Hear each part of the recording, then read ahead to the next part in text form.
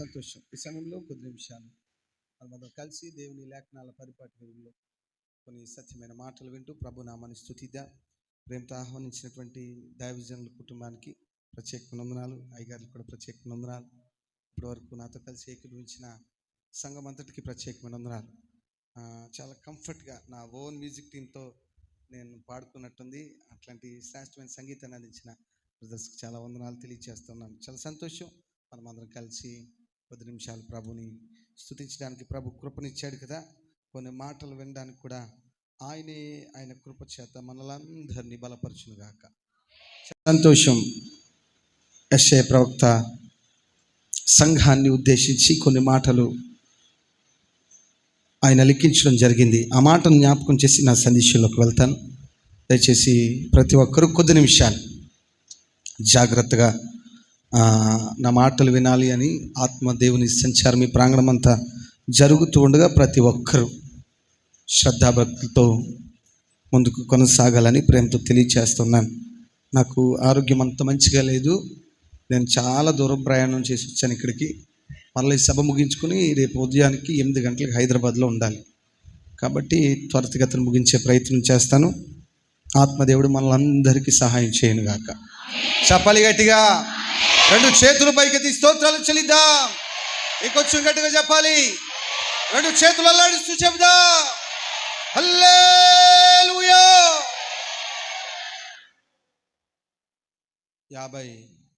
52వ అధ్యాయం 11వ వచనాన్ని ఒకరు తేటగా చదవండి. యెషయా, పోవుడి పోవుడి అచ్చట నుండి వెల్లుడి, అపవిత్రమైనది ఏదియు మూటకుడి, దాని యొద్ద నుండి తొలగిపోవుడి. యెహోవా సేవ ఉపకరణములను మోయివార్లారా, మిమ్మల్ని మీరు చాలండి. నా వైపు చూస్తూ వినండి. భక్తుడు సంఘాన్ని ఉద్దేశించి మాటలు రాస్తూ అంటున్నాడు, పోవుడి పోవుడి అచ్చట నుండి వెల్లుడి. పోవుడి పోవుడి, ఇంకొచ్చి గట్టిగా చెప్పాలి, ఇంకొంచెం గట్టిగా చెప్పాలి. పోవుడి పోవుడి అచ్చట నుండి వెల్లుడి, అపవిత్రమైన దేనిని ముట్టకుడి, దాని యొద్ద నుండి తొలగిపోవుడి. యెహోవా సేవ ఉపకరణంలో మోయువారులారా, మిమ్మును మీరు పవిత్రపరచుకొనుడి. చాలండి. 2 చేతుల పైకెత్తి స్తోత్రం చెప్పండి. ఇంకొచ్చి గట్టిగా చెప్పాలి. చాలా సంతోషం. నిన్నటి దినాన్న దైవజనులు శుభాకరణ వచ్చారని విన్నాం. వారు చాలా అనుభవం కలిగిన దైవజనులు. చాలా శ్రేష్టమైన మర్మయుక్తమైన మాటలు మీకు చెప్పుండొచ్చు. అలాగే దైవజనులు కూడా, స్థానిక దైవజనులు ఎన్నో మర్మయుక్తమైన మాటలు, సందేశాలు మీకు బోధించుంటారు.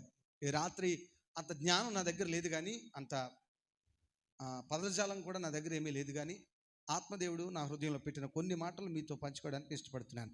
వినడానికి సిద్ధపడిన వారు 2 చేతుల పైకెత్తి స్తోత్రం చెప్పండి. ఇంకొచ్చి గట్టిగా చెప్పండి. రేపటి దినాన్న వచ్చే దైవజనులు ప్రశాంత్ అయ్య గారు కూడా చాలా మంచి సాక్ష్యం కలిగిన దైవజనులు. ఉన్నతమైన ఉపదేశాన్ని బోధించగలిగినటువంటి శక్తి సామర్థ్యాలు ప్రభు వారికి ఇచ్చున్నారు. రేపటి దినాన్ని కూడా శ్రేష్టమైన సందేశాన్ని ప్రభు మీ మధ్య పెట్టున్నాడు. కాబట్టి ఆత్మదేవుడు ఏ దైవజనుడిని ఏ ఉద్దేశం చేత నడుపుతున్నాడో మీకు తెలుసా?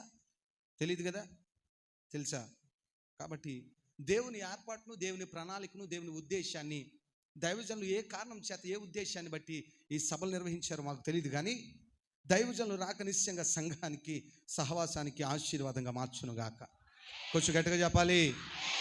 దైవజనులు రాక వారి యొక్క మాట, దైవోక్తులు ఈ సంఘానికి దీవెనకరంగా మార్చబడునుగాక. ఆమేన్. కాబట్టి ఏ దైవజనులు వస్తున్నా ప్రార్థన పూర్వకంగా, అయ్యా మా కుటుంబం గురించి, మా వ్యక్తిగత జీవితాల గురించి, మా సంఘం గురించి, మా పట్టణం గురించి, మా అధికారుల గురించి ఓ నూతనమైనటువంటి దీవెన పలకడానికి దైవజనులు మీరు నడిపిస్తున్నందుకు స్తోత్రాలు తండ్రి. తేటగా మాతో మాట్లాడే అనుభవంలోకి మమ్మల్ని నడిపించండి అయ్యా అనే స్వభావం కలిగి, అనే ప్రార్థన చేసుకుని సిద్ధపాటు కలిగి మందిరంలోకి రావాలి. ఆమేన్. మిమ్మల్ని అందరినీ చూస్తుంటే ఆ విధంగానే సిద్ధపడినట్టున్నారు. కాబట్టి నా హృదయంలో పరిశుద్ధాత్మ దేవుడు రేపిన కొన్ని మాటలు చెప్పి వెళ్ళిపోతాను.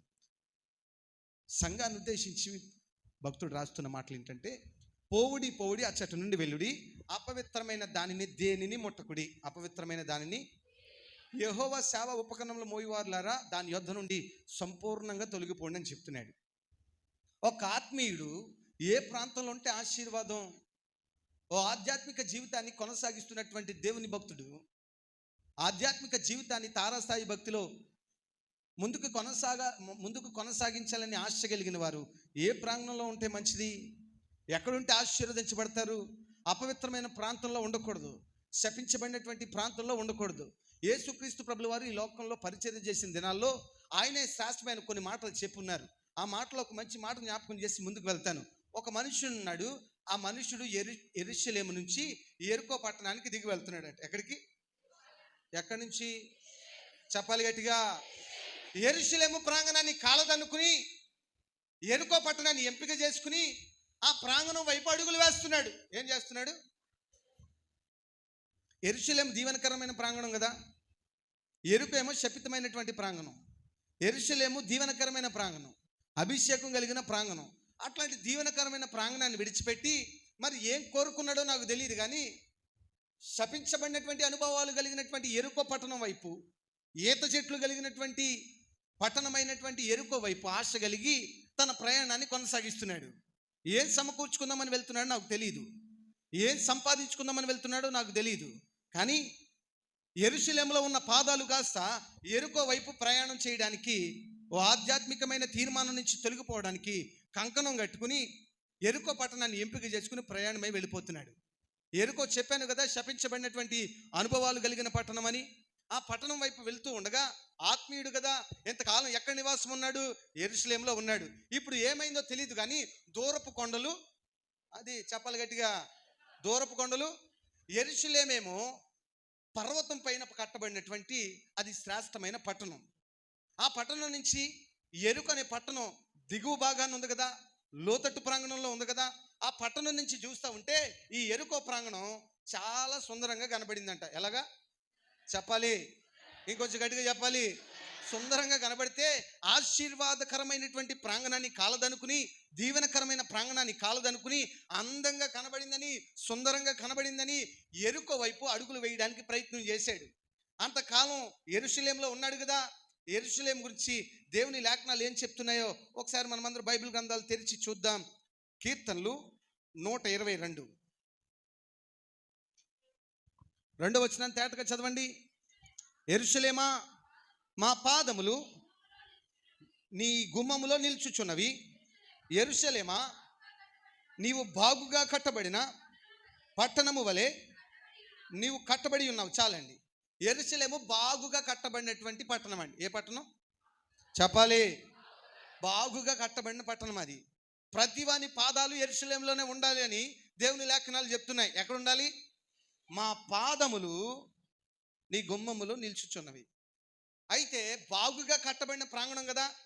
ఆ ప్రాంగణం ఎంత దీవెనకరమనంటే ఆ ప్రాంగణంలో, ఆ ప్రాకారములలో నెమ్మది ఉందంట, క్షేమం ఉందంట.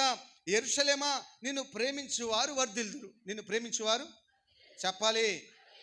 అట్లాంటి దీవెనకరమైనటువంటి ప్రాంగణాన్ని కాలదనుకుని, అట్లాంటి ఆశీర్వాదకరమైన ప్రాంగణాన్ని కాలదనుకుని, నెమ్మది కలిగిన ప్రాంగణాన్ని కాలదనుకుని, ఆశీర్వాదాలతో వర్ధిల్లించేటువంటి భాగ్యాన్ని కాలదనుకుని ఎక్కడికి వెళ్ళిపోతున్నాడు? యెరూషలేముకి వెళ్ళిపోతున్నాడు. ఏముంది? యెరికోకి వెళ్ళిపోతున్నాడు. ఏం సంపాదించుకుందామని వెళ్ళిపోతున్నాడు? ఇదిగో 4వ వచనాన్ని ఒకరు తేటగా చదవండి. ఇశ్రాయేలీయులకు నియమింపబడిన శాసనమును బట్టి యెహోవా నామమునకు కృతజ్ఞతాస్తుతులు చెల్లించుటకై వారి గోత్రములు, యెహోవా గోత్రములు అక్కడికి చాలండి. నన్ను చూస్తూ వినండి. ప్రతివాని పాదాలు ఎక్కడుండాలి చెప్పాలి? మీరు ఎప్పుడైనా యూట్యూబ్లో నా పాటలు విన్నారా అమ్మా? ఎంతమంది విన్నారు? చేయి పైకి ఎత్తండి. వింటే మీకు మంచి మాట చెప్తాను. నేను పాట పాడడం కంటే అందరూ పాడాలి, కొంచెం స్వరాలు పెంచాలి, ఇంకొంచెం బిగ్గరగా పాడాలి అంటూ ఉంటాను. విన్నారా? పాట మొత్తంలో అదే ఎక్కువ ఉంటుంది.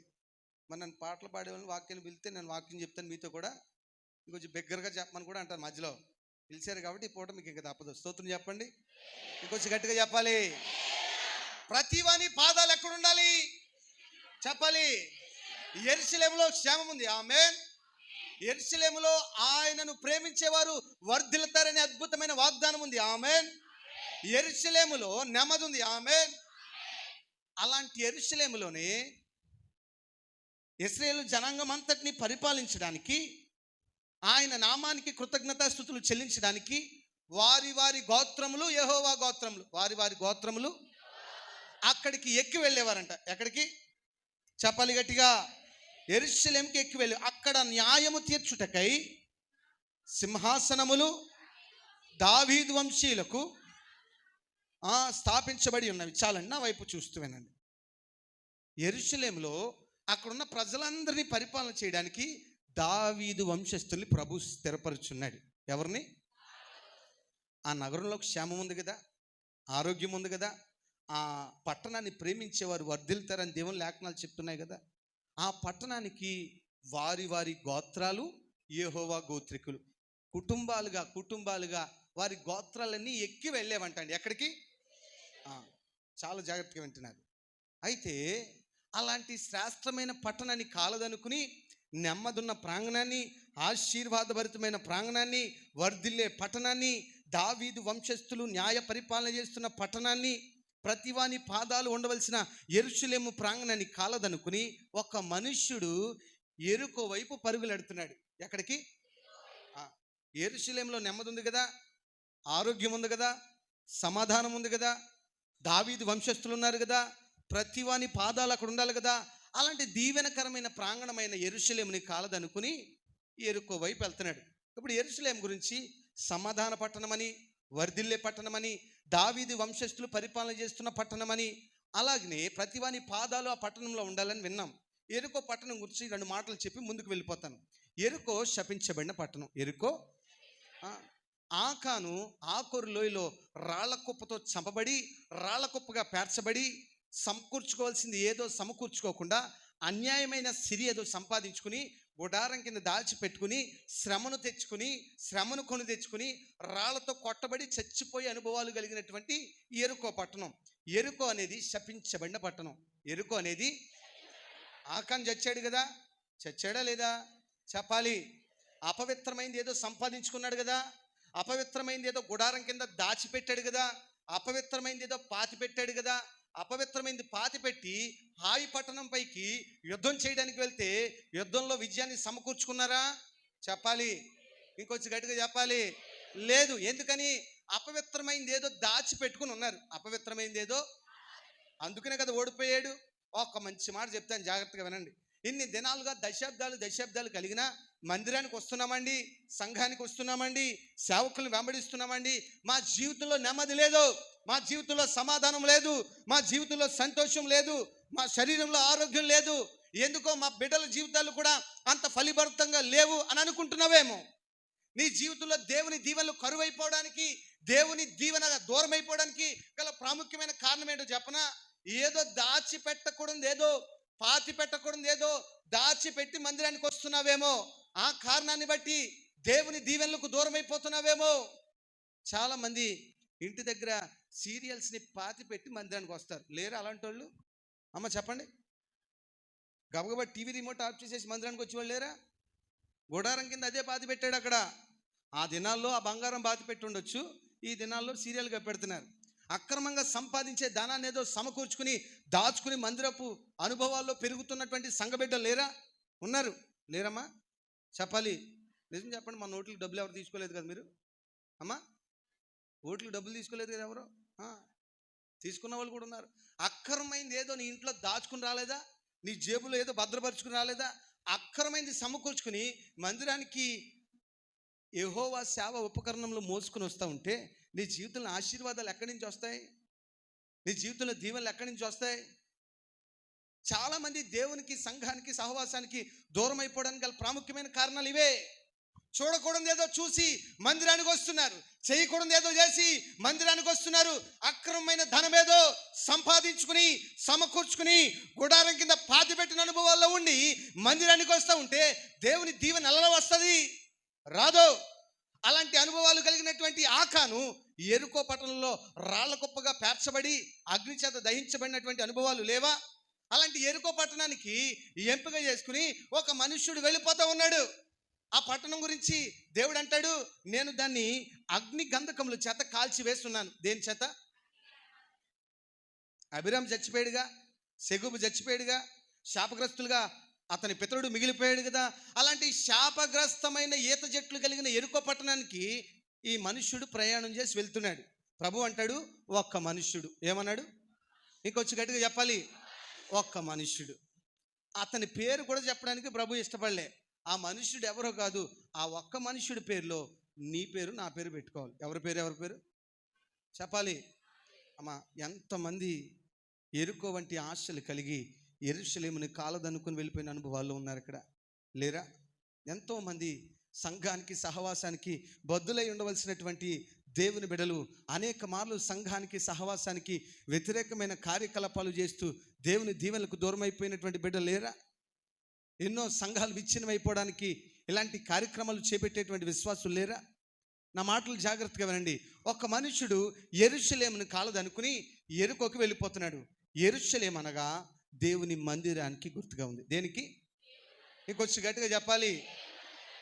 ఎరుకో అనగా లోకానికి సాదృశ్యంగా ఉంది. ఎరుకో అనగా చెప్పాలి గట్టిగా.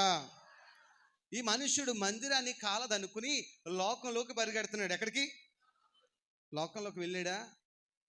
ఎరుకోకు వెళ్దామనుకుని ప్రయాణం చేస్తున్న మార్గ మధ్యలోనే దొంగల చేతికి అప్పగించాడు తండ్రి. ఎవరికి?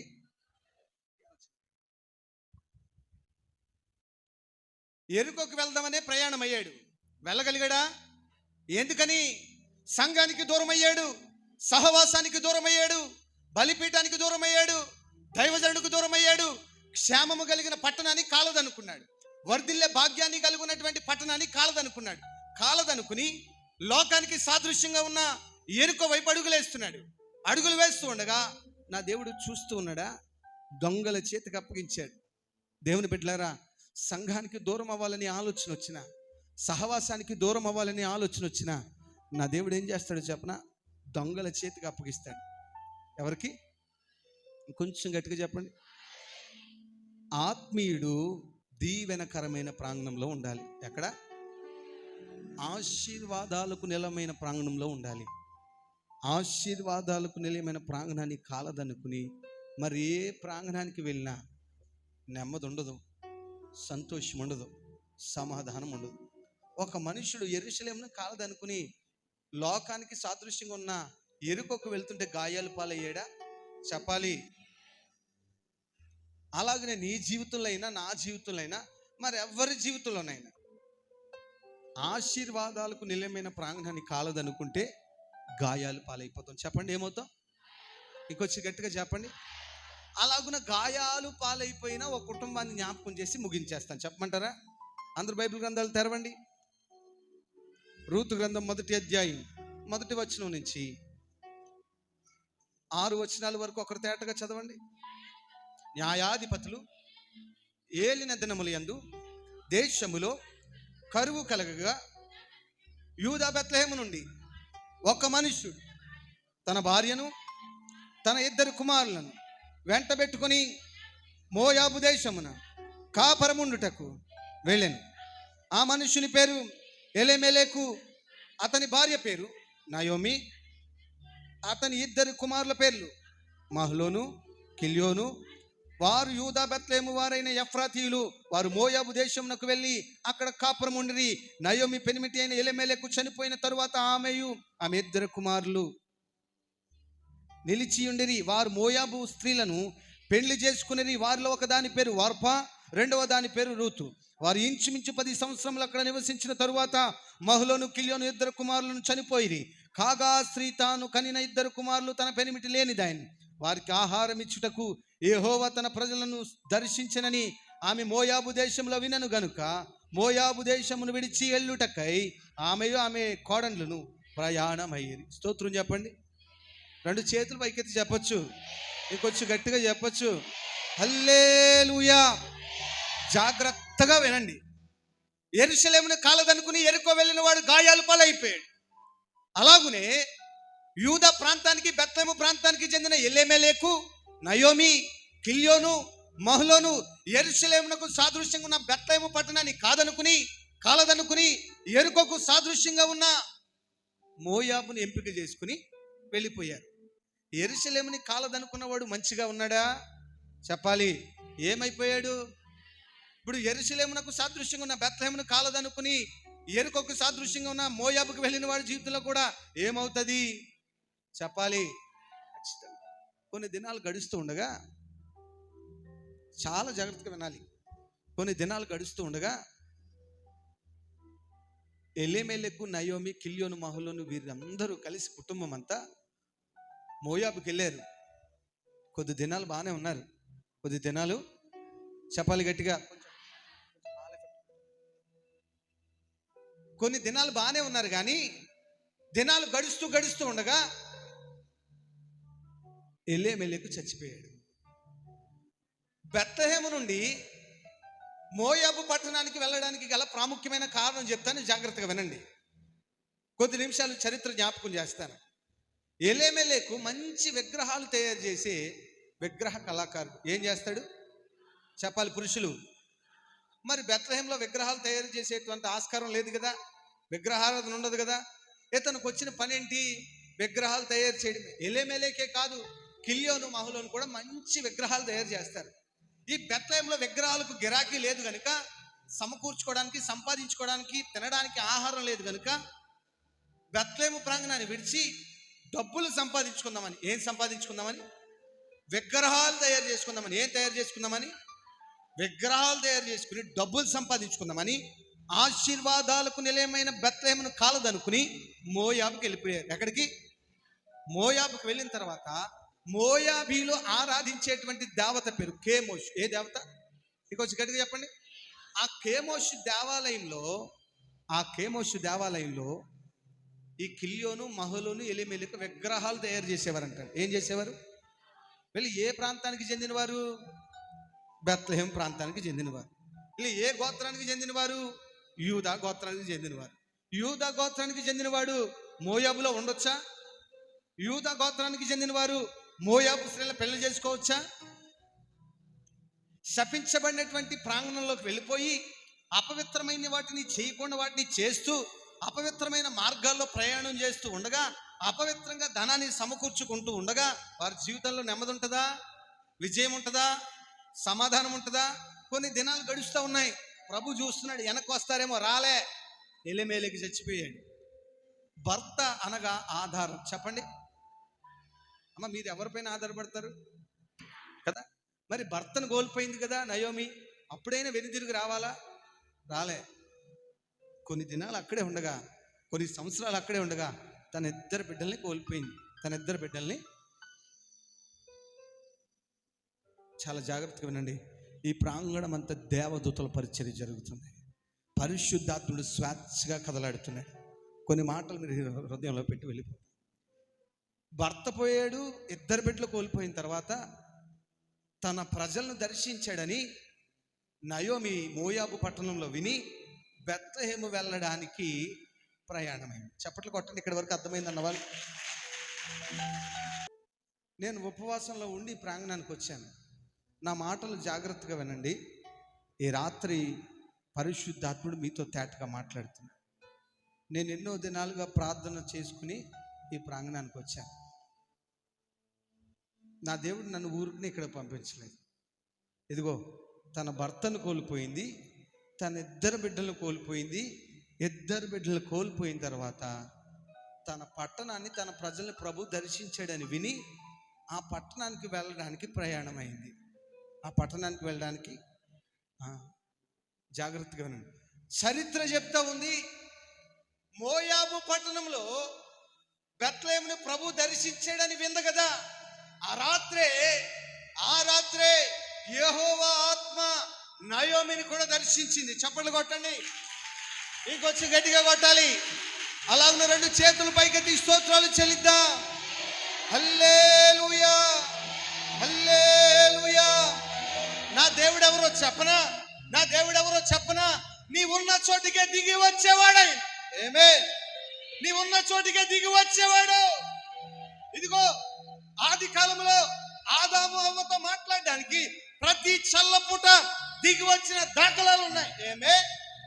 ఇదిగో కయీను హేబేలు మధ్య రక్తపాతం జరిగినప్పుడు వాదించడానికి దిగి వచ్చిన దాఖలాలు ఉన్నాయి. హనోకుతో నడిచి వెళ్ళడానికి ఆయన దిగి వచ్చాడు. మండుచున్న పద ద్వారా మోషేతో మాట్లాడడానికి ఆయన దిగి వచ్చాడు. ఇదిగో 10 ఆజ్ఞలు మోషేకి ఇవ్వడానికి, ఆ విధులు చెప్పడానికి ఆయన దిగి వచ్చాడు. ఓ రాత్రంతా యాకోబుతో పెరుగులాడడానికి ఆయన దిగి వచ్చాడు. రాలేదా? ఎక్కడ రాలేదు ఆయన దిగి వచ్చిన దాఖలాలు.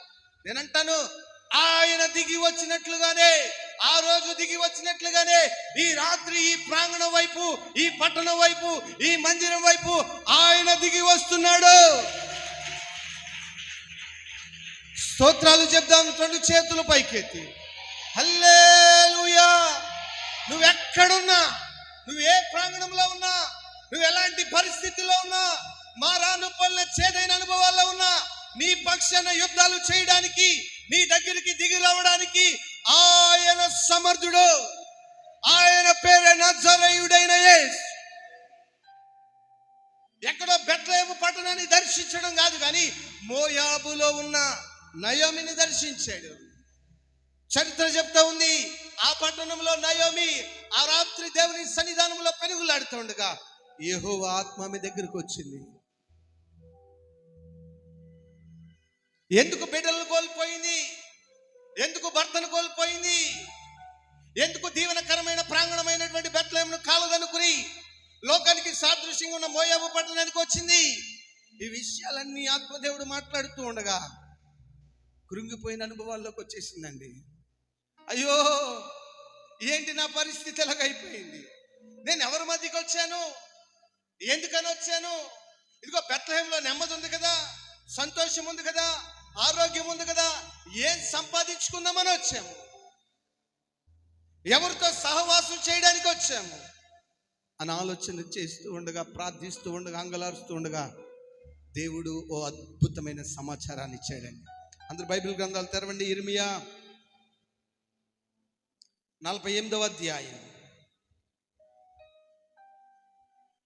26వ వచనాన్ని తేటగా చదవండి.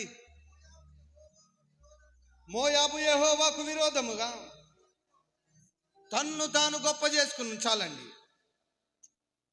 నా వైపు చూస్తూ వినండి. మోయాబు యెహోవాకు విరోధముగా తన్ను తాను, నా వైపు చూస్తూ చెప్పాలి, ఏం చేసుకుంది? ఈ గొప్ప చేసుకునే స్వభావం, మనకు అర్థమయ్యే భాషలో చెప్పాలి అని అంటే హెచ్చించుకునే స్వభావం. ఏ స్వభావం? ఆడు గొప్పలు చెప్పుకుంటున్నాడు అంటారుగా, అంటే హెచ్చించుకున్నట్లే కదా. జాగ్రత్తగా వినండి.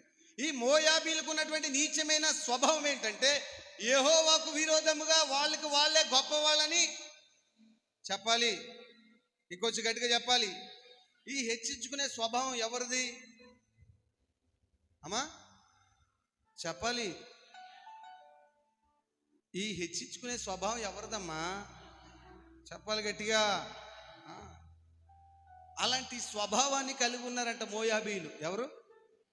మోయాబు యెహోవాకు విరోధంగా హెచ్చించుకునే స్వభావాన్ని కలిగి ఉంది. జాగ్రత్తగా వినాలి. మందిరాల్లో కూడా హెచ్చించుకునే వాళ్ళు ఉండరా?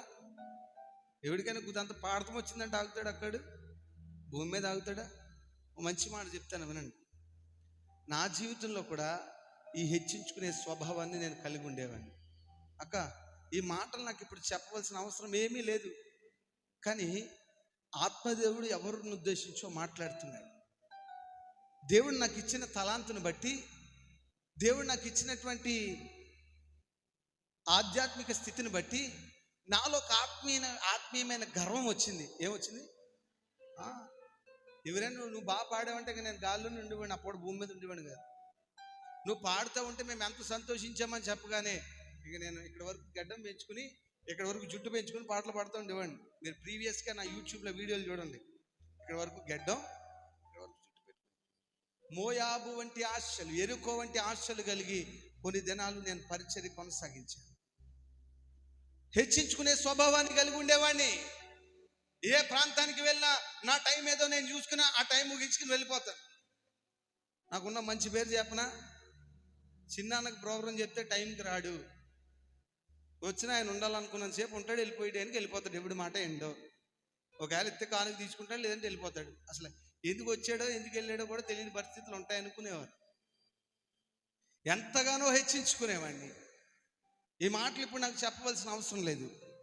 ఇట్లాంటి హెచ్చించుకునే స్వభావం మోయాబు పట్టణస్థులు. ఎవరిది చెప్పాలి?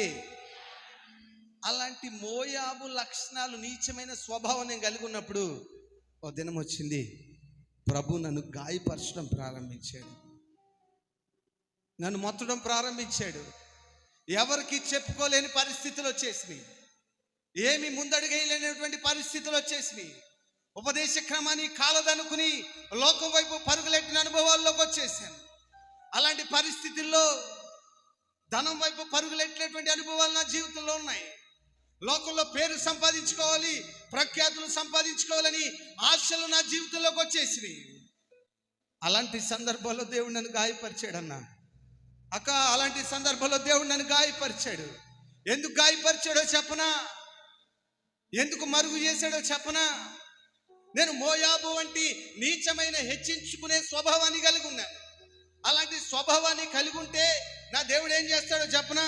నా దేవుడు ఏం చేస్తాడో చెప్పనా? అదే అధ్యాయంలో 20 వచనాన్ని ఒక తేటగా చదవండి. మోయాబు పడగొట్టబడినదై అవమానము నొంది ఉన్నది. చాలండి. ఈ హెచ్చించుకునే స్వభావం కలిగి ఉంటే ఖచ్చితంగా అవమానించబడతా. నా వైపు చూస్తూ వినాలి. ఈ మోయాబు స్వభావాలు కలిగి ఉంటే పడగొట్టబడిన అనుభవాలు వచ్చేస్తాయి. అలాగనే హెచ్చించుకుంటున్నటువంటి దినాల్లో నేను కూడా కూలబడిపోయిన అనుభవాలు, నష్టపోయిన అనుభవాలు నా జీవితంలోకి వచ్చినాయి. దేవుడు నన్ను గాయపరిచిన తర్వాత నేను దేవుని దగ్గర, అయ్యా నన్ను క్షమించయ్యా, అయ్యా నాలో ఉన్న ఈ హెచ్చింపు స్వభావాన్ని విడిచిపెట్టేస్తానయ్యా, అయ్యా అనేకులకు దీవెనకరంగా మార్చయ్యా, అయ్యా నేను ఎక్కడికి వెళ్ళిన నీ ఆత్మ ప్రభావం బిడ్డలు అనుభవించాలి తండ్రి అని చేతులు ఎత్తి ఎన్నో దినాలు ప్రార్థన చేశాను. నాలో హెచ్చించుకునే స్వభావం ఉన్నన్ని దినాలు నువ్వు చాలా బాగా పాడుతున్నావు అనేవారు. ఏమనేవారు? నేను ఆ స్వభావాన్ని విడిచిపెట్టిన తర్వాత నేను పాట పాడుతూ ఉంటే, అయ్యా మా హృదయాలు కదిలించబడ్డాయ్యా, మా హృదయాలు కదిలించబడ్డాయ్యా, దేవుని దగ్గర ఒప్పుకోవాలనిపించింది అయ్యా, దేవుని పాదాలు పట్టుకోవాలనిపించింది అయ్యా, సంఘంలో బలమైన ఆరాధికులుగా నిలబడాలని ఆశ కలిగిందయ్యా. నువ్వు పాట పాడుతుంటే ఓ తెలియని ఆనందం మాకు వచ్చిందయ్యా. ఎప్పుడు చెప్పనా? ఈ ఆశీర్వాదాన్ని నేను ఎప్పుడు పొందుకున్నాను చెప్పనా? ఈ హెచ్చించుకునే స్వభావాన్ని నేను వదులుకున్నప్పుడు. ఎప్పుడు? అమ్మా, ఈ ప్రాంగణంలో నా మాటలు వింటున్న దైవ జనాంగమా, నీకున్న ధనాన్ని బట్టి హెచ్చించుకుంటున్నావేమో, నీకున్న బలాన్ని బట్టి హెచ్చించుకుంటున్నావేమో, నీకున్న భవనాన్ని బట్టి హెచ్చించుకుంటున్నావేమో, నీకున్న జ్ఞానాన్ని బట్టి హెచ్చించుకుంటున్నావేమో, నీకున్న తలాంతుని బట్టి హెచ్చించుకుంటున్నావేమో. ఈ హెచ్చించుకునే స్వభావం ఎవరిది? మోయాబీలు. చెప్పండి, ఇంకొంచెం గట్టిగా చెప్పాలి. ఇలాంటి స్వభావం కలిగి ఉంటే ఇర్మియా భక్తుడు ప్రవచనం ఎత్తి మాట్లాడుతూ అంటాడు, మోయాబు పడగొట్టబడినదై అవమానం పాలవుతుందంట. ఏమవుతుంది? హెచ్చించుకునే స్వభావాన్ని కలిగి ఉన్నావా, అవమానం నీ దగ్గరికి వచ్చేస్తుంది. ఇదిగో ప్రవచనం ఎత్తి మాట్లాడుతూ అంటున్నాడు, మోయాబు యెహోవాకు విరోధముగా తన్ను తాను గొప్ప చేసుకుందంటండి. ఆ రాత్రి నయోమి అంటుంది, అయ్యా నీకు విరోధముగా గొప్ప చేసుకునే వారి మధ్యకు వచ్చి నా యజమాని కోల్పోయానయ్యా, నా బిడ్డల్ని కోల్పోయానయ్యా, నెమ్మది కోల్పోయానయ్యా, ఆరోగ్యాన్ని కోల్పోయానయ్యా, సమాధానాన్ని కోల్పోయానయ్యా. ఈ హెచ్చించుకునే వారితో సహవాసం చేసి నా యజమాని పిల్లల్ని కోల్పోయానని అంటుంది. అమ్మా, ఎవరితో సహవాసం చేస్తున్నావు నువ్వు? నీ పక్కన హెచ్చించుకునేవారు ఉన్నారేమో, యెహోవాకు విరోధంగా పనిచేసేవారు ఉన్నారేమో. వాళ్ళతో సహవాసం చేసే కదా, ఆ మోయాబుతో సహవాసం చేసే కదా నయోమి తన పెనిమిటిని, ఇద్దరు బిడ్డల్ని కోల్పోయింది. నీలో హెచ్చించుకునే స్వభావం ఉందేమో, అది మోయాబు పట్టణానికి చెందినటువంటి స్వభావం. ఏ పట్టణానికి? చెప్పాలి గట్టిగా. మోయాబు పట్టణానికి. మందిరానికి వస్తున్నావు కదా, సంఘంలో ఉన్నావు కదా, దైవజనులను వెంబడిస్తున్నావు కదా, తగ్గించుకునే స్వభావాన్ని కలిగి ఉండాలి. ఏ స్వభావం? నువ్వు తగ్గించుకునే స్వభావాన్ని కలిగి ఉంటే నా ప్రాణప్రియుడు నిన్ను హెచ్చించుకునే స్వభావాన్ని తీసుకొచ్చి అనేకులకు దీవెనకరంగా మారుస్తాడు. చప్పట్లు కొట్టండి. ఈ హెచ్చించుకునే స్వభావం వారి మధ్యకి వెళ్ళి వారితో సహవాసం చేసి నయోమి ఏం సమకూర్చుకుంది అని అంటే, తన భర్తను కోల్పోయింది, తన బిడ్డలను కోల్పోయింది, ఆరోగ్యాన్ని కోల్పోయింది, నెమ్మది కోల్పోయింది. కేవలం హెచ్చించుకునే వారితో సహవాసం చేసింది. ఎవరితో? అక్క, నీ జీవితంలో కూడా ఏ సమయంలోనైనా ఏ కోణంలోనైనా అన్న హెచ్చించుకునే స్వభావం ఉందేమో, దాన్ని విడిచిపెట్టే. దాన్ని, ఆ స్వభావం ఏ పట్టణానికి చెందింది చెప్పాలి? ఆ మోయాబు స్వభావం కలిగి ఉంటే నా దేవుడు అంటున్నాడు, పడగొట్టబడినదై అవమానం పాలవుతామంట. పడగొట్టబడినదై. ఎందుకక్క అవమానం పాలయ్యేది? శ్రమలు తెచ్చే ఆ స్వభావం, ఆ లక్షణాలు మన జీవితంలో ఎందుకు? విడిచిపెట్టేద్దాం. ఇదిగో దేవుని సన్నిధానంలో ఉంటున్నావు కదా, నువ్వు ఎవరితో సహవాసం చేయాలి, ఎవరితో సహవాసం చేయకూడదు? ఈ హెచ్చించుకునే వారితో సహవాసం చేయకూడదు. ఈ హెచ్చించుకునే వారితో సహవాసం. మోయాబీయులకున్న మరొక నీచమైన స్వభావం చెప్పి నేను ముందుకు వెళ్తాను. అదే అధ్యాయంలో 29 వచనం 30 వచనం తేటగా చదవండి. మోయాబీల గర్వమును గూర్చి వింటిమి, వారు బహుగర్వపోతులు. వారి అతిశయమును గూర్చియు, వారు పొగరును గూర్చియు, గర్వమును గూర్చియు, అహంకమును గూర్చియు, పొగరును గూర్చియు ఆ రాత్రి విజ్ఞాపన చేస్తూ ఉండగా నయోమి గారికి మంచి సమాచారం వచ్చిందండోయ్. ఏమని?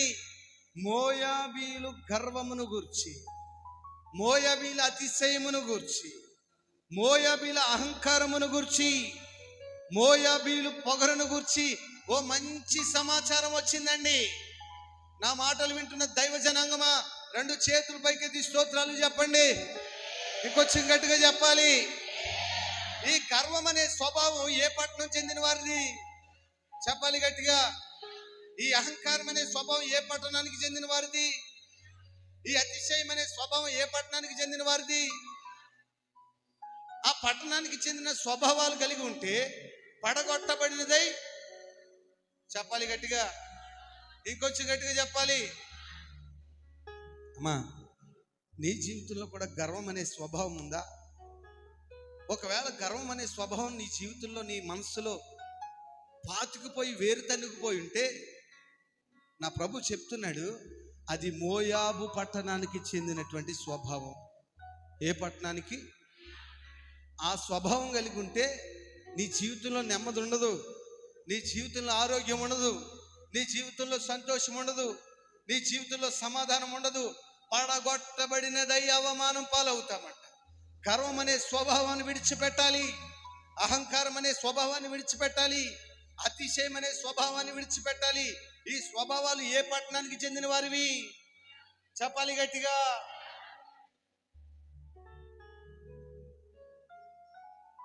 నయోమి అంటుంది, అయ్యో ఈ అహంకారుల మధ్యకు వచ్చి ఈ అహంకారులతో సహవాసం చేసి నా భర్తను కోల్పోయాను. ఈ గర్వం అనే స్వభావం కలిగిన వారి మధ్యకు వచ్చి నా బిడ్డల్ని కోల్పోయాను. ఈ అహంకారం అనే స్వభావం కలిగిన వారి మధ్యకు వచ్చి నా నెమ్మది ఆరోగ్యాన్ని కోల్పోయాను. ఇలాంటి స్వభావాలు కలిగిన వారి మధ్యకు వచ్చి నా సమస్తాన్ని కోల్పోయాను. ఇంకొద్దు బాబోయ్, ఏ చెట్టు నుండి నేను వెళ్ళిపోవాలని పోవుడి ఆ చెట్టు నుండి వెళ్ళుడి, అపవిత్రమైన దేనిని ఇక ముట్టకూడదని ఓ మంచి తీర్మానం పొందుకుని ప్రయాణాన్ని కొనసాగించిందండి. అమ్మా, నీ జీవితంలో కూడా గర్వం అనే స్వభావం ఉందేమో, అతిశయం అనే స్వభావం ఉందేమో, హెచ్చించుకునే స్వభావం ఉందేమో, అహంకారం అనే స్వభావం ఉందేమో. ఈ స్వభావాలన్నిటినీ విడిచిపెట్టాలి. ఈ స్వభావాలన్నిటినీ. మా మందిరానికి ఒక విశ్వాసం వచ్చేది. ఆవిడ చెప్పేది ఏంటంటే, అయ్యా మీరు యూట్యూబ్లో బాగా పాటలు పాడుతున్నారు, మంచి వర్తమానాలు చెప్తున్నారని వస్తున్నాను, బాగా అప్పులు అయిపోయానయ్యా అనేది. ఏమనేది చెప్పాలి గట్టిగా. బాగా అప్పులు అయిపోయానయ్యా, నా పరిస్థితి బాగాలేదు, నా బిడ్డల్ని పెంచలేకపోతున్నానయ్యా, నా యజమాని త్రాగుబోతుగా మారిపోయాడు, మా ఆదాయం అంతా సిల్లు సంచిలో వేసిన మాదిరిగా పాడైపోతుందయ్యా, పరిస్థితులు ఏమీ బాగాలేవయ్యా అనేది. నేను అనేవాడిని, అక్క ప్రార్థన చేద్దాం, దేవుడు ద్వారాలు తెరుస్తాడు అనేవాడిని. అట్లా వచ్చిన ప్రతిసారి నేను మందిరంలో అప్పుడు కనబడిన ప్రతిసారి, అయ్యా ఓ మాట మాట్లాడతానయ్యా అనేది. సరే అమ్మ మాట్లాడు గమ్ముని చెప్పి నేను వేరే ఆరాధనకి వెళ్ళాలి అనేవాడిని. అయ్యా అప్పులు ఎక్కువైపోతున్నాయ్యా, వడ్డీ కట్టలేకపోతున్నానయ్యా అనేది. అక్క ప్రార్థన చేద్దాం, దేవుడు ద్వారాలు తెరుస్తాడు అక్క అనేవాడు. అలా మాట్లాడుతూ ఉండగా, అలా ప్రార్థన చేస్తూ ఉండగా, ఎందుకు పనికిరానటువంటి పరిస్థితిలో ఉన్నటువంటి ఒక 15 సెంట్లు భూమి ఉండేది వాళ్ళకి. మా ఊరు పేరు గౌరీపట్నం అమ్మ, చెప్పడం మర్చిపోయాను. ఏ ఊరు? ఎప్పుడైనా వస్తే రండి, అక్కడ నిర్మలగిరి మేరీ మాత గుడి ఉంటుంది, తెలుసా మీకు? ఇంకెప్పుడు రావద్దు అక్కడ అమ్మా. మా ఊరు చెప్పడం కోసం చెప్పా. మా ఊర్లో కొత్తగా హైవే వేశారు. ఏమేశారక్క? అది ఈవిడ స్థలానికి బాగా దగ్గరలో పడింది. ఊరు చివరిన ఉండేది, అది ఉందన్న సంగతి కూడా మర్చిపోయారు. ఈ హైవే పడిన తర్వాత దానికి కొంచెం వాల్యూ వచ్చింది. ఆ భూమి ఖరీదు సుమారుగా 35 లక్షలకి బేరం ఒకటి వచ్చింది. ఎంతకి? ఏసి రక్తం చేయమని అమ్మేసింది. ఏం చేసింది? అమ్మేసింది. ఆ మాట నాకు చెప్పలే. కొన్ని వారాలు రావట్లేదు ఇప్పుడు మందిరానికి, ఏంటి పరిస్థితి అని అనుకుని ఆలోచన చేస్తుంది. ఈ లోపల వచ్చింది, 2 ఉంగరాలు ఎట్టుకొచ్చిందండి. మంచి కాటన్ చీర కట్టుకొచ్చింది, కాటుకి ఎట్టుకుంది.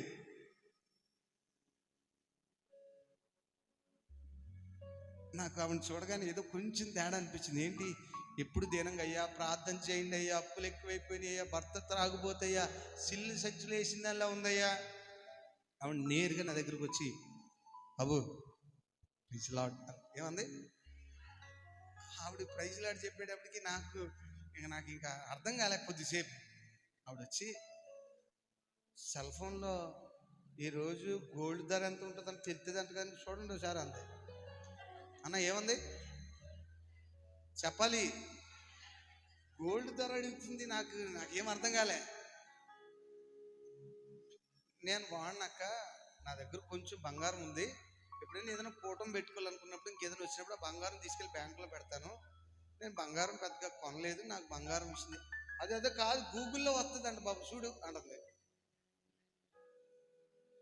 సరే అక్క చూస్తాను, ఎంత కొనుక్కుందాం అనుకుంటున్నావు ఏంటి అని అడిగితే మాట కలుపుతూ కొద్ది నిమిషాలు కానీ, బాబు ఆ మూల పొలాన మనకి హైవేని అనుకుని ఉంది కదా, చిన్న బిట్టు అమ్మేశాం, 35 లక్షలు వచ్చినాయి అంది. ఎంత?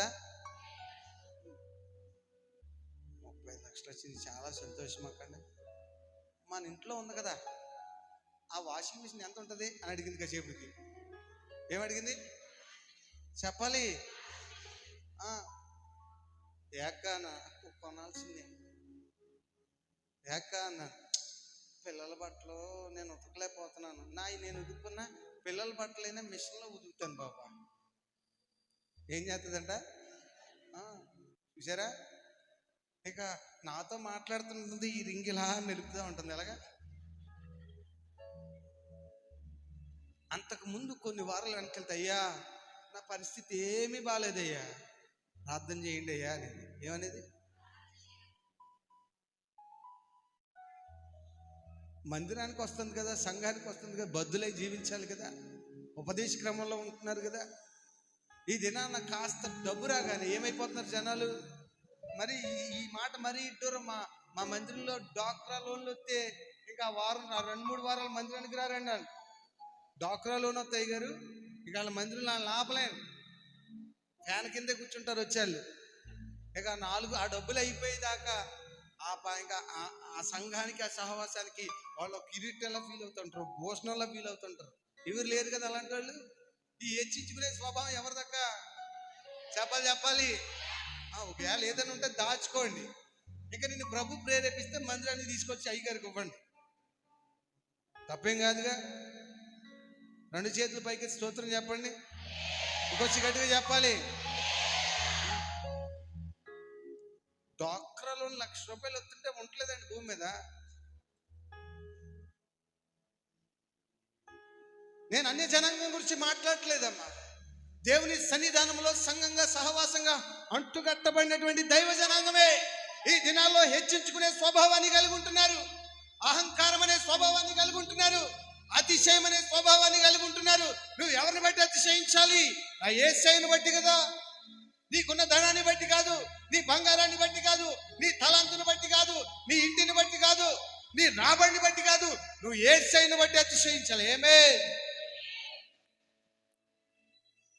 నయోమి అంటుంది, అయ్యా ఇలా హెచ్చించుకునే వారి మధ్యకి వచ్చి నా భర్తను కోల్పోయాను, నా బిడ్డలను కోల్పోయాను, ఆరోగ్యాన్ని కోల్పోయాను, నెమ్మది కోల్పోయాను, ఇలాంటి వారితో సహవాసం చేసే కదా ఇంక నేను ఇక్కడ ఉన్నానయ్యా, బెత్లెహేంలో నా ప్రభు దర్శించాడు కదా, నేను అక్కడికి వెళ్ళిపోతానంటు.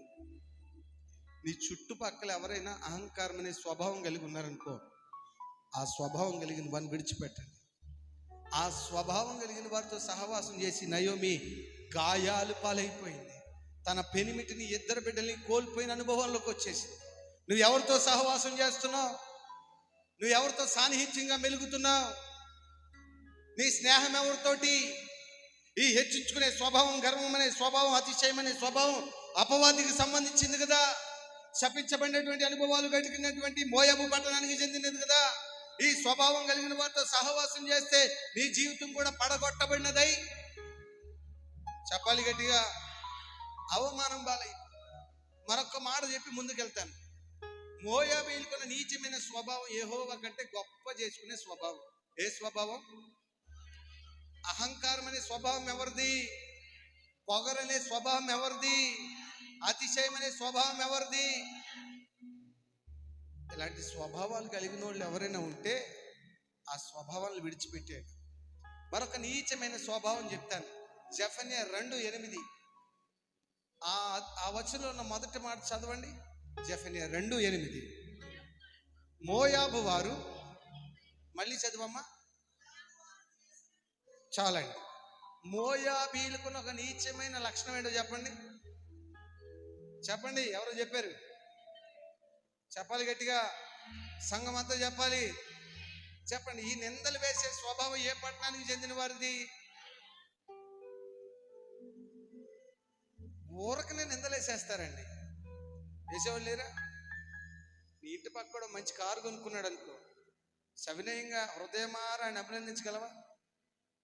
పక్కోడు మంచి బట్టలు వేసుకుంటే చూడలేని పరిస్థితుల్లో చాలా మంది ఉన్నారు. ఈ నిందలు వేసే స్వభావం ఎవరిది? మోయాబీ. అలాంటి స్వభావాన్ని విడిచిపెట్టాలి. ఏ సంఘం పైన నింద వేయకూడదు. ఏ సంఘం పైన, ఏ దైవజనుడి పైన నింద వేయకూడదు. ఏ దైవజనుడి పైన, ఏ ఇంటి పైన నింద వేయకూడదు. ఏ పొలం పైన నింద వేయకూడదు. ఏ యజమాని పైన కూడా నింద వేయకూడదు. ఈ నిందలు వేసే స్వభావం ఎవరిది? ఒకవేళ నీవు కూడా నింద వేస్తున్నావు అనుకో, రేపు పొద్దున్న అదే పంట కోస్తావు. రేపు పొద్దున్న ఒకవేళ నువ్వు కొయ్యకపోయినా నీ బిడ్డలు కోస్తారు. యోనాతాను ఏం చేశాడమ్మా? దావీదుతో కాలు దువ్వాడా కదా. సౌలు చేసిన పొరపాటుకి గిల్బోవ పర్వతం పైన జీవోత్సవంలో పడున్నాడంతే. సౌలు చేసిన పొరపాటు యోనాతాను జీవితంలో ఉరిగా మార్చబడింది. అక్క, నీ జీవితంలో నువ్వు చేసే పొరపాట్లు ఒకవేళ నిన్నేమి చేయలేకపోతున్నాయని అనుకుంటున్నామేమో. ఓ దినం వస్తుంది, నువ్వేం విత్తావో నీ బిడ్డలు అదే కోస్తారేమో. ఎందుకు ఎవరో పైన నిందలు వేసే అనుభవం? ఎందుకు వేయాలి? నిందలు వేసే అనుభవంలోకి ఎందుకు రావాలి? ఏది విత్తుతున్నామో రేపొద్దున అదే కోస్తాం కదా. అనేక సార్లు బలిపేట నుంచి దైవజనులు చెప్తున్నారు కదా. అయినా సరే నిందలు వేయడం మానరు. పొగరనే స్వభావాన్ని విడిచిపెట్టరు. హెచ్చించుకునే స్వభావాన్ని విడిచిపెట్టరు. ఈ స్వభావాలన్నీ ఏ పట్టణానికి చెందిన వారివి? ఆ పట్టణం అవమానం పాలై పడిపోయింది కదా. ఒకవేళ నిందలు వేసే స్వభావాన్ని నువ్వు కలిగి ఉంటే అవమానం పాలవుతావని ఇర్మియా భక్తుడు ప్రవచనం ఎత్తి మాట్లాడుతున్నాడు కదా.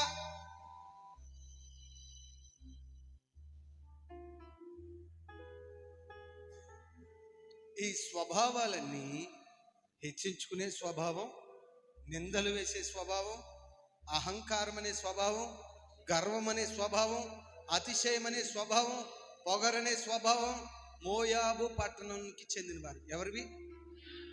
ఇంకొచ్చి గట్టిగా చెప్పాలి. ఇక్కడి నుంచి చాలా జాగ్రత్తగా వినండి. సరే, ఈ హెచ్చించుకునే వారి సహవాసాన్ని విడిచిపెట్టి, ఈ గర్విష్ఠుల సహవాసం విడిచిపెట్టి, అహంకారం అనే స్వభావాన్ని విడిచిపెట్టి, ఈ మోయాబు అనే సహవాసాన్ని విడిచిపెట్టి నువ్వు బెత్లెహేముకి వస్తే ఆశీర్వదించబడతావా? చెప్పాలి. ఇంకొంచెం గట్టిగా చెప్పాలి. ఇంకొంచెం గట్టిగా చెప్పాలి.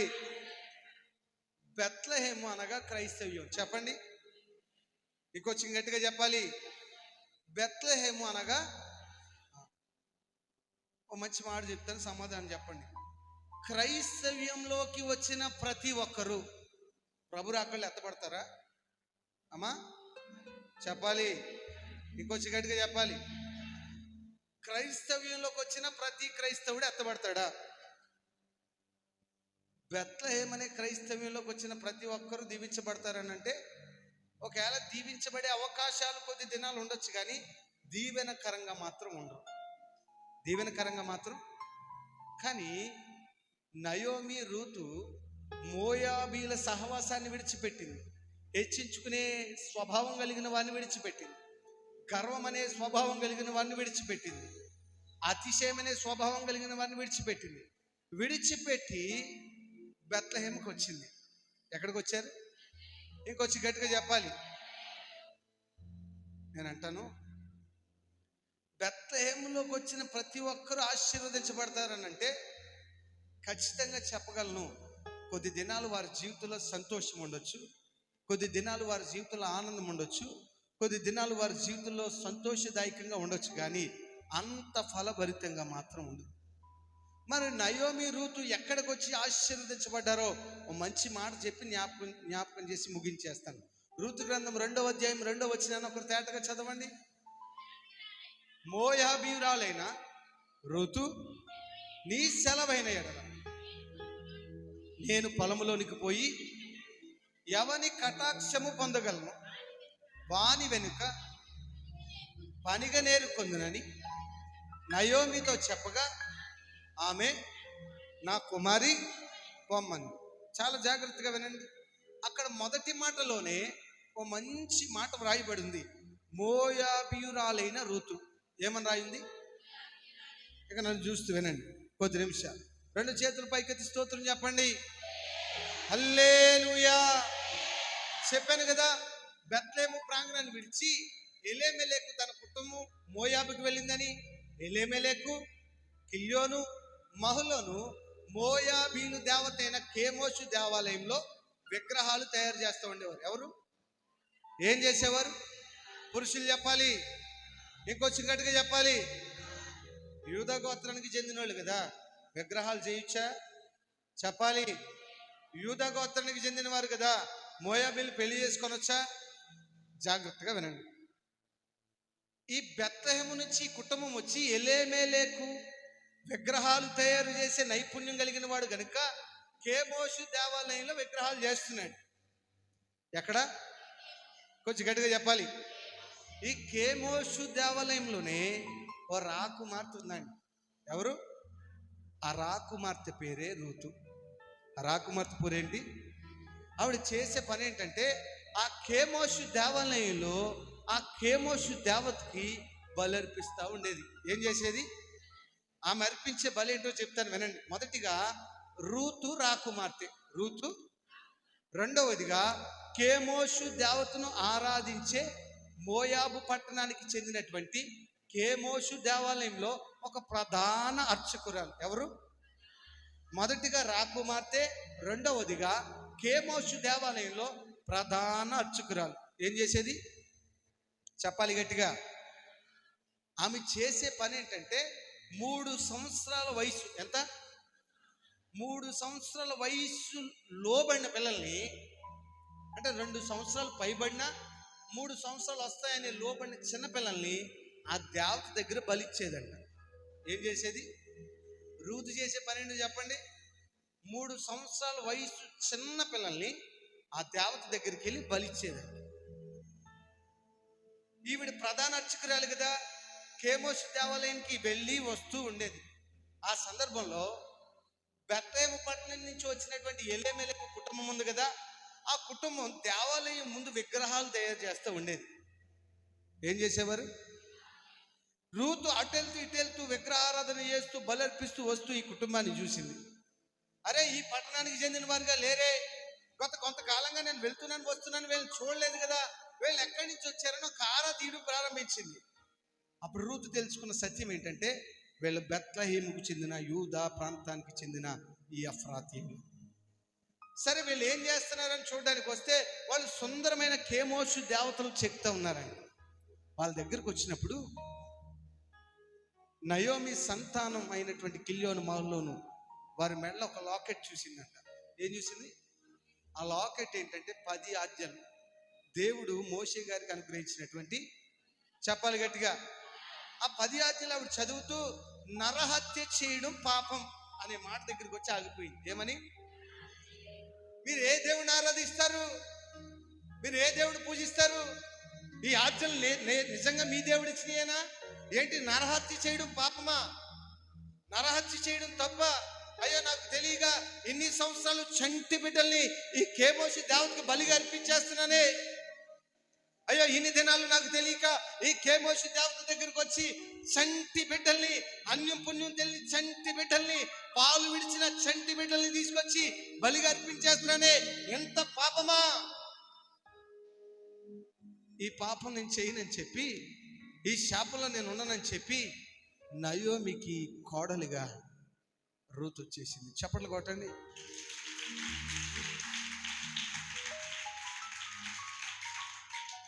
రాజరికాన్ని విడిచిపెట్టింది, అర్చకత్వాన్ని విడిచిపెట్టింది, ఎలేమెలెకు కుటుంబ సభ్యురాలుగా మార్చబడింది. ఎలేమెలెకు కుటుంబ సభ్యురాలుగా మార్చబడిన తర్వాత కొద్ది దినాలకి ఎలేమెలెకు చచ్చిపోయాడు. కొద్ది దినాలకి ఈ రూతుకు సంబంధించిన బంధువులు, స్నేహితులందరూ వచ్చి, ఇదిగో రూతా, నువ్వు వెళ్ళావు కదా కుటుంబానికి, నీ మాంగారు చచ్చిపోయాడు, వచ్చే, ఎందుకు అపవిత్రమైన ప్రాంగణంలో ఉంటావు? నువ్వు వెళ్ళడం వల్లే నీ మాంగారు చనిపోయాడు, నువ్వు వచ్చే. ఆ మాట వినలేదండి. కొన్ని దినాలు అలాగే నిల్చుంది. తన భర్త కూడా చనిపోయాడు. మరలా వచ్చారు, నీ వల్లే నీ మాంగారు చనిపోయాడు, నీ వల్లే నీ భర్త చనిపోయాడు, ఇంకా ఇక్కడ ఎందుకు ఉండడం? మరలా నువ్వు అర్చకత్వానికి వచ్చే, కేమోషి దేవత దగ్గరికి వచ్చేని ఎన్నో రకాలుగా ఇబ్బందులు పెట్టారు. కానీ రూతు చేసిన గొప్ప పని చెప్పనా? నీ దేవుడే నా దేవుడు, నీ ప్రజలే నా ప్రజలు అంటూ తన అత్తతో ఓ దీవెనకరమైన ప్రాంగణానికి వచ్చేసింది. ఇక రావడం ఆవిడ చేసిన మంచి పని చెప్పి మీకు ముగించేస్తాను. నయోమితో అంటుందమ్మా, నువ్వు సెలవిస్తే ఎవరిని కటాక్షము కలిగిన పొలంలోకైనా వెళ్ళి నేను పరిగె నేర్చుకుంటానమ్మా అంటుంది. ఏమంటుంది?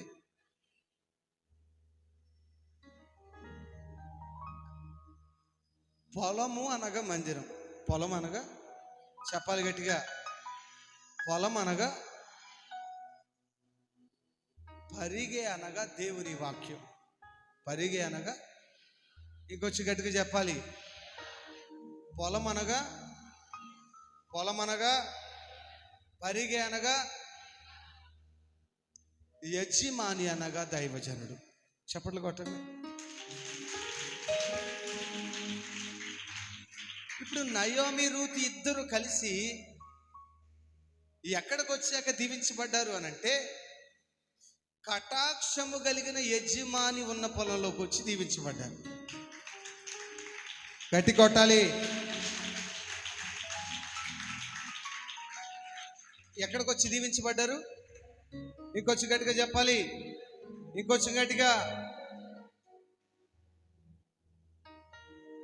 ఆ కటాక్షము కలిగిన యజమాని పొలంలోకి వచ్చిన తర్వాత పరిగె నేర్చుకునే భాగ్యాన్ని ప్రభు ఆమెకి ఇచ్చున్నాడు. అక్కడతో మాత్రమే కాదు, కానీ ఆ పరిగె నేర్చుకునే స్థితి నుంచి పనులు సమకూర్చుకునే భాగ్యాన్ని ప్రభు ఇచ్చున్నాడు. ఆ పనులు సమకూర్చుకునే పరిస్థితి నుంచి ఆ పొలానికే యజమానురాలుగా మార్చున్నాడు.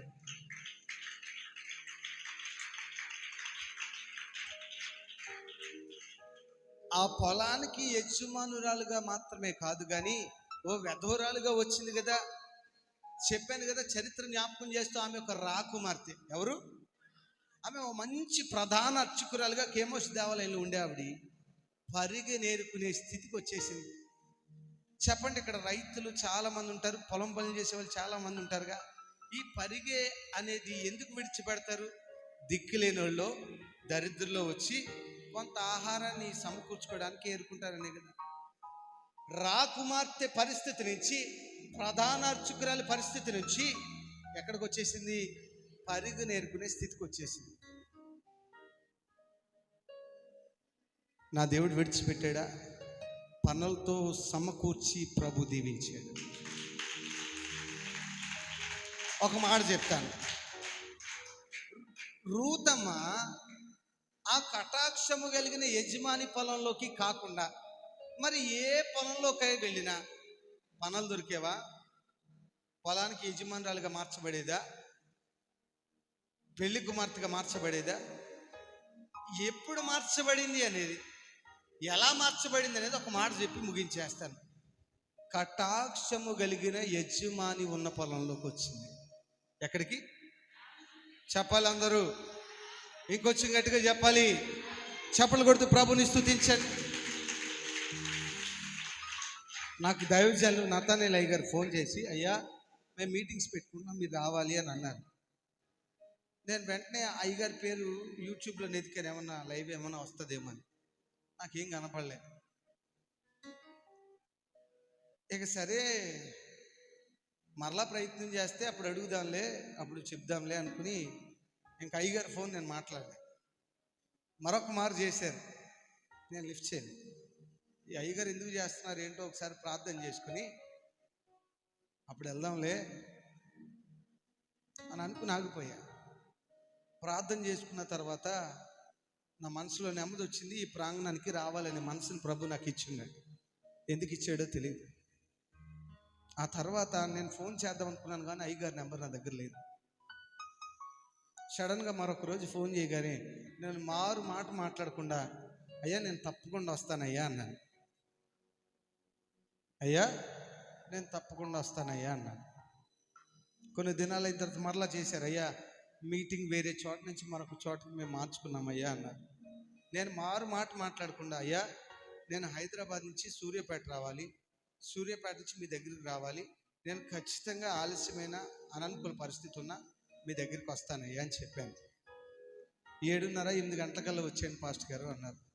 వచ్చేస్తానయ్యా అన్నారు. ఆయన చాలా అనుభవం కలిగినటువంటి దైవజనులు, వయసు కలిగిన దైవజనులు. కానీ వయసులో చిన్నవాడినైనా వారు నాతో మాట్లాడేటప్పుడు వారి ప్రేమను నేను చూడగలిగాను. చప్పట్లు కొట్ట. ఈ పట్టణానికి వచ్చిన తర్వాత సేవకురాలతో కాసేపు మాట్లాడుతూ ఉండగా, వారు సేవ భారాన్ని ప్రభు నాతో పంచుకుంటూ ఉండగా, ఒక ఉద్యోగాన్ని, శ్రేష్టమైన ఉద్యోగాన్ని విడిచిపెట్టి ప్రభు పిలిచాడని బంధువులందరూ, స్నేహితులందరూ గాయపరిచే పరిస్థితులు ఉన్న ప్రభు మాట మీద విశ్వాసం ఉంచి సంఘానికి, సహవాసానికి కాపరిగా ఉండాలని ఒక ఆశ కలిగి వారికున్న సమస్తాన్ని విడిచిపెట్టి వారి ఆశని చంపుకుని ఈ పరిచయను ప్రారంభించారని దైవ సేవకురాలు జ్ఞాపకం చేయగా విన్నాను. నేను అంటున్నాను, మోయాబు పట్టణం నుంచి కటాక్షము కలిగిన యజమాని ఉన్న పొలంలోకి వెళ్ళేకే దీవించబడింది. నీకు మంచి మాట చెప్పనా? నీ జీవితంలో హెచ్చించుకునే స్వభావం ఉందేమో, గర్వం అనే స్వభావం ఉందేమో, అతిశయం అనే స్వభావం ఉందేమో. ఈ స్వభావాలన్నీ విడిచి ఏ మందిరానికి పడితే ఆ మందిరానికి వెళ్తే నువ్వు దీవించబడతావో లేదో నాకు తెలియదు, కానీ ఏ సేవకుని పడితే ఆ సేవకుని వెంబడించితే నువ్వు దీవించబడతావో లేదో నాకు తెలియదు, కానీ ఏ సంఘంలోకి వెళ్ళి అంటుకట్టబడతావో అక్కడ దీవించబడతావో నాకు తెలియదు, కానీ ఇదిగో ఈ కటాక్షము కలిగిన యజమాని ఉన్న పొలంలోకి వచ్చావు కదా, నేను ఖచ్చితంగా నా ప్రభు దీవిస్తాడు.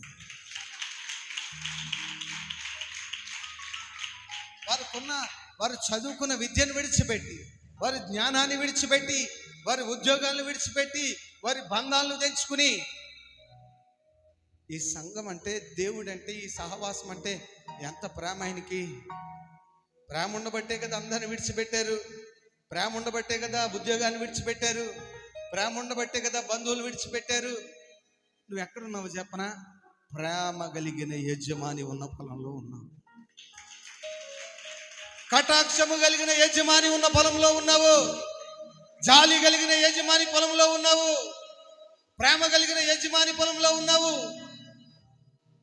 ఇదిగో మోయాబు నుంచి వచ్చి బెత్లెహేములో ఏ రైతు పొలానికి వెళ్ళినా రూతమ్మకి ఈ దీవెన వచ్చేదా? చెప్పాలి, ఇంకొచ్చి గట్టిగా చెప్పాలి. దొరికితే కాస్త అంత పరిగి దొరికేదేమో కానీ పనులు మాత్రం దొరకవు. దొరికితే పనులు దొరికేవేమో కానీ పొలానికి మాత్రం యజమానురాలిగా ఎక్కడికి వచ్చాక ఇవన్నీ సంపాదించుకుంది? చెప్పాలి. కటాక్షము కలిగిన యజమాని ఉన్న పొలంలోకి వచ్చి, ఎక్కడికి వచ్చి? నేనేమన్నా తప్పు చెప్పానా? మరేంటి ఎంతగా చూస్తున్నారు నా వైపు? ఇవన్నీ రూతం ఎప్పుడు సంపాదించుకుంది? పురుషులు చెప్పాలి. కటాక్షము కలిగిన యజమాని ఉన్న పొలంలోకి వచ్చి, ఎక్కడికి వచ్చి? ఓ సేవకునిగా చేతులెత్తి శుభం పలుకుతున్నాను, నువ్వు ఉన్నది కటాక్షము కలిగిన పొలంలో. నువ్వు వెంబడిస్తుంది ప్రేమ కలిగిన దైవజనుణ్ణి. ఇదిగో దేవుని లేఖనాల్లో చెప్పినట్లే కటాక్షము కలిగిన యజమాని ఉన్న పొలంలోకి వచ్చిన తరువాత నయోమి, రూతు ఏ విధంగా ఆశీర్వదించబడ్డారో రానున్న దినాల్లో నీ జీవితంలో అలాంటి భీకర కార్యాలు ప్రభు చేయబోతున్నాడు. ఇదిగో పరిగెనే సంతోషం దొరుకుతుందని వచ్చేవేమో, పరిగెనే అద్భుతం జరుగుతుందని వచ్చేవేమో, పరిగెనే వాక్యం దొరుకుతుందని వచ్చేవేమో. వాక్యం దొరుకుతుందని, అద్భుతం జరుగుతుందని మందిరకు వచ్చిన నిన్ను పనులనే సమృద్ధితో పోషించగలిగిన వాడు నా తండ్రి. చప్పట్లు కొట్టండి. ఆ పరిగెతో నిన్ను విడిచిపెట్టేవాడు కాదు, పనులతో నిన్ను విడిచిపెట్టేవాడు కాదు, ఆ పొలానికే దీవెనకరంగా మార్చగలిగిన వాడు. నిన్ను ఆశీర్వదించబడతామని మందిరానికి వచ్చి ఉంటావు.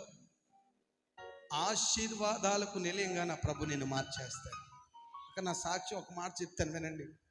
నా సేవ ఆరంభంలో పరిగి అనే పాటలు పాడుకుంటూ తిరుగుతూ ఉండేవాడిని.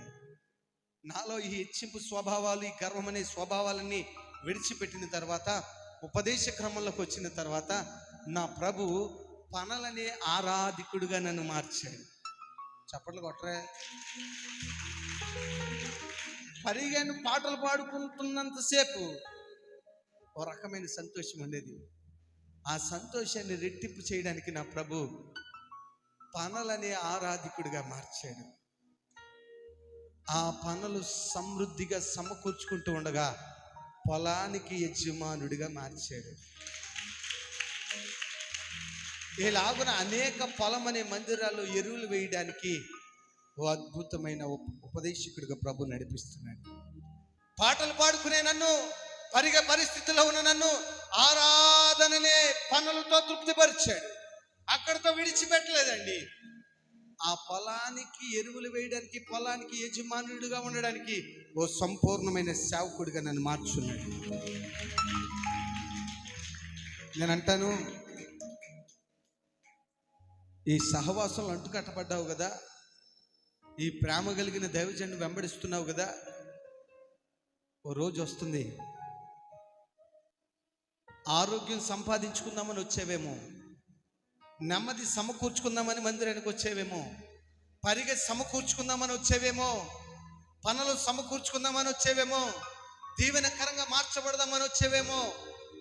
ఇవన్నీ సమృద్ధిగా నీకు ఇవ్వడమే కాకుండా ఓ రోజున ప్రభు మీది ఆకాశం మీదుగా మధ్య ఆకాశానికి వస్తుంటే పెళ్లి కుమార్తెగా నిన్ను అలంకరించి శుద్ధీకరించి ప్రభు దగ్గర నిన్ను నిలవబెట్టడానికి అలంకరించి శుద్ధీకరించగలిగిన వాడే ఈ ప్రేమ కలిగిన దైవజనుడు.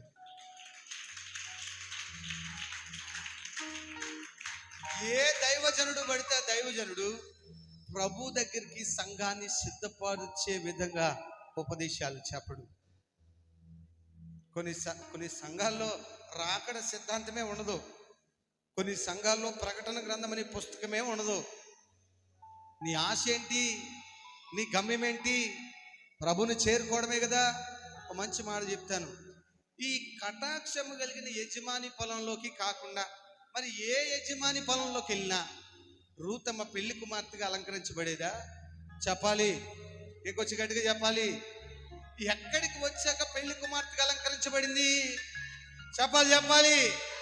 నేను అంటాను, ఈ కటాక్షము కలిగిన యజమాని ఉన్న పొలంలోకి వచ్చావు కదా, ఈ లోకపరమైన దీవెనే కాదు, ఈ లోకపరమైన ఆరోగ్యమే కాదు, కానీ ఈ లోకపరమైన సంతోషమే కాదు, కానీ ప్రభు రాకడ సమయంలో ఆయన కుడి పార్శ్వాన నిన్ను నిలవబెట్టగలిగినటువంటి శక్తి, సామర్థ్యాలు, ఉపదేశము ఈ ప్రేమ కలిగిన దైవజనుడి దగ్గర ఉన్నాయి. మిమ్మల్ని అందరినీ పరిశుద్ధులుగా అలంకరించి శుద్ధీకరించి ప్రభు కుడి పార్శ్వాన నిలవబెట్టడానికి వారి ఉద్యోగాన్ని విడిచిపెట్టడానికి ప్రభు కృపనిచ్చున్నాడు. వారు బంధువర్గం అంతటిని విడిచిపెట్టడానికి వారికి ఈ సంఘాన్ని ప్రభు ఇచ్చున్నాడు. ఈ సంఘంలోకి వచ్చిన నీవు ఈ లోకంలో అభివృద్ధి చెందడమే కాదు, కానీ రానున్న దినాల్లో మేఘవాహనుడుగా ప్రభు రాబోతూ ఉండగా మచ్చ లేకుండా, డాగు లేకుండా ఈ కొత్త నిబంధన చేత, పాత నిబంధన చేత నిన్ను శుద్ధీకరించి అలంకరించి ఈ పరిగణే దేవుని లేఖనాల చేత నిన్ను పెళ్లి కుమార్తెగా సిద్ధపాటు చేసి ప్రభు రాకడలో ఆయన ప్రక్కన నిలవబెట్టడానికి అంగలార్చేవాడు, చేతులెత్తేవాడే ఈ ప్రేమ కలిగిన దైవజనుడు. చప్పట్లు కొడుతూ ప్రభుని స్తుతించాను. నా సందేశానికి ఆఖరి 2 నిమిషాలు ముగించేశాను. నీ జీవితంలో నువ్వు పెళ్లి కుమార్తెగా అలంకరించబడ్డానికి, ప్రభు రాకడికి సంసిద్ధం పడడానికి, నువ్వు దీవెనకరంగా మార్చబడ్డానికి నీ కోసం చేతులెత్తే దైవజనుడు కావాలి. నీ కోసం అంగలార్చే దైవజనుడు కావాలి. నీ చుట్టూ కంచె వేసే దైవజనుడు కావాలి. కంచి గల తోటలో నిన్ను మేపే దైవజనుడు కావాలి.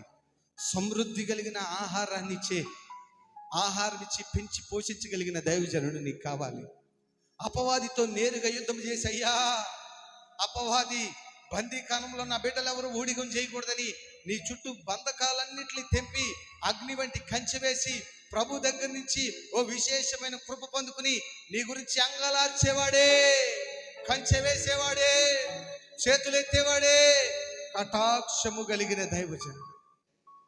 నీకు అట్లాంటి దివ్యమైన దైవజనుడు ఇచ్చాడక్క. అట్లాంటి ఘనుడైన దైవజనుడు ప్రభు నీకు ఇచ్చున్నాడు. ఆ కారణాన్ని బట్టి ఎత్తబడి సంఘంలో ప్రభు నేను పెట్టున్నాడు.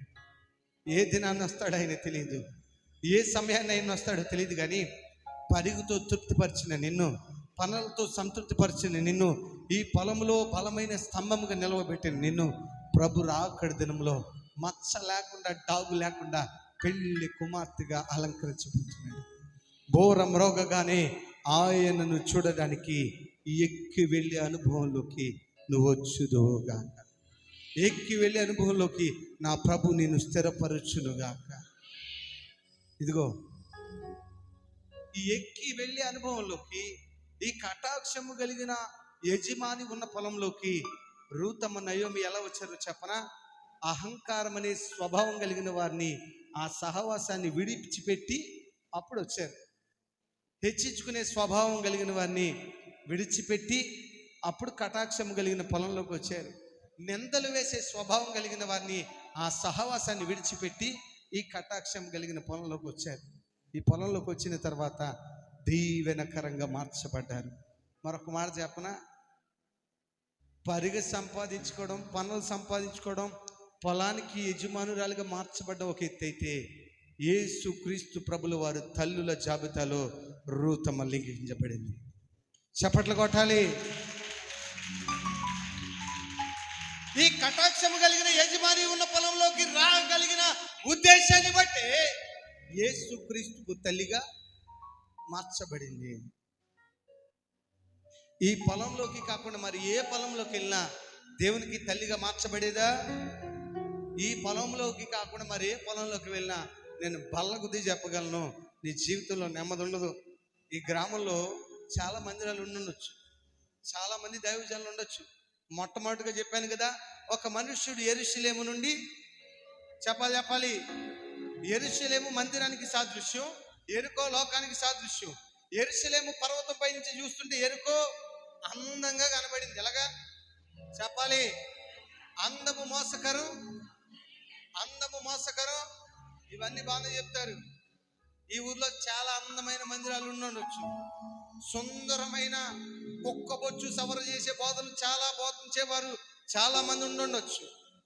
కానీ అభిషేకం కలిగిన దైవజనులు కొందరే ఉంటారుగా, కటాక్షము కలిగిన దైవజనులు కొందరే ఉంటారు కదా.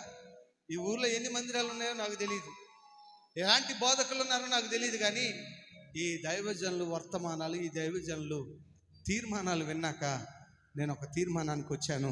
నా ప్రభు ఒక మాట చెప్పాడు, ఈ దైవజనుడు కటాక్షము కలిగిన దైవజనుడు. చప్పట్లు కొట్టరే. యెరూషలేము నుంచి యెరికో చూస్తే ఎలా కనబడింది? చెప్పాలి. ఇంకొచ్చి గట్టిగా చెప్పండి. అందంగా ఉన్నాయని వెళ్ళారనుకో, మార్గ మధ్యలో దొంగలు ఉంటారు. ఎవరుంటారు? మన తెలుగు పశ్చిమ గోదావరి, తూర్పు గోదావరి జిల్లా యాసలు చెప్పాలంటే కుళ్ళబొడి చేస్తారు దొంగలు. గాయాలు పాలవ్వలేదా? ఆ ఒక మనుషుడు యెరూషలేము ప్రాకారాన్ని కాలదనుకుని యెరికోకు వెళ్తా ఉంటే గాయాలు పాలవ్వలేదా? దొంగల చేతికి చిక్కలేదా? ఇది అభిషేకం కలిగిన మందిరం. మీ దైవజనులు అభిషేకం కలిగిన దైవజనులు ఈ పట్టణాన్ని, సహవాసాన్ని, సంఘానికి కాలదనుకుని ప్రయత్నాలు చేస్తే దొంగలు ఉన్నారు, దోచుకుంటారు. నీ సొగసరితనాన్ని దోచుకుంటారు. ఈ మందిరంలో నేర్చుకున్న ఉపదేశాన్ని దోచుకుని నిన్ను గాయాలు పాలు చేస్తారు. వద్దమ్మా, ఆ మార్గాలు విడిచిపెట్టండి, ఆ ఉపదేశాలను విడిచిపెట్టండి. నీకంటూ ఓ ప్రతిష్ఠిత కలిగిన, కటాక్షము కలిగిన దైవజనులు ప్రభు ఇచ్చున్నాడు. ఆ దైవజనుల కొరకు స్తోత్రాలు చెప్పండి. 2 చేతులు పైకెత్తి చెప్పాలి. ఆ దైవజనులు క్షేమం గురించి స్తోత్రాలు చెప్పండి. ఆ దైవజనుల ఆరోగ్యం కొరకు స్తోత్రాలు చెప్పండి. ఆ దైవజనులు నూతన బలం పొందినట్లుగా స్తోత్రాలు చెప్పండి. ఆ దైవజనులు కలిగి ఉన్నందుకు స్తోత్రాలు చెప్పండి. ఈ పొలంలోకి వచ్చావుగా, ఈ మందిరంలోకి వచ్చావు కదా, రానున్న దినాల్లో నీకోసం ప్రభు ఘనమైన కార్యాలు చేయబోతున్నాడు. ఘనమైన కార్యాలు చేయబోతున్న దేవునికి చప్పట్లు కొడుతూ ప్రభుని స్తుతిద్దాం. చాలా సంతోషం దేవుని బిడ్డలారా. ఇదిగో మోయాబులో ఉన్న స్వభావాలన్నీ విడిచిపెట్టగలిగితే, కటాక్షము కలిగిన యజమాని పొలంలోకి వచ్చావు కదా, ఆ బోయాజు పొలంలో ఉన్న దీవెన ఈ రాత్రి ప్రభునికి ఇచ్చునుగాక. ఆ బోయాజు పొలంలో ఉన్న రక్షణ ఈ రాత్రి ప్రభునికి ఇచ్చునుగాక. ఆ బోయాజు పొలంలో ఉన్న సంపద ఈ రాత్రి ప్రభునికి ఇచ్చునుగాక. దేవుని విశేషమైన కృప మనందరికీ నిశ్చయంగా తోడైండునుగాక. చక్కని సమయాన్ని ఇచ్చిన దైవజనులకు ప్రత్యేకంగా వందనాలు తెలియజేసి ఈ సమయాన్ని వారికి అప్పగిస్తాము.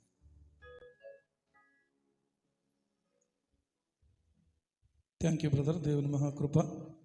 మరి నిజానికి మొట్టమొదటిగా ఆయన చూసినప్పుడు నేను ఎంత అనుకున్నాను ఏంటంటే, బహుశా వారు బలహీనులుగా ఉన్నారు కనుక ఎక్కువసేపు మాట్లాడలేకపోవచ్చు. నన్ను అడిగారు, నేను ఒకటే మాట చెప్పాను ఏంటంటే, 11 గంటల వరకు మీరు టైం తీసుకోవచ్చు అని చెప్పి బ్రదర్కి చెప్పడం జరిగింది.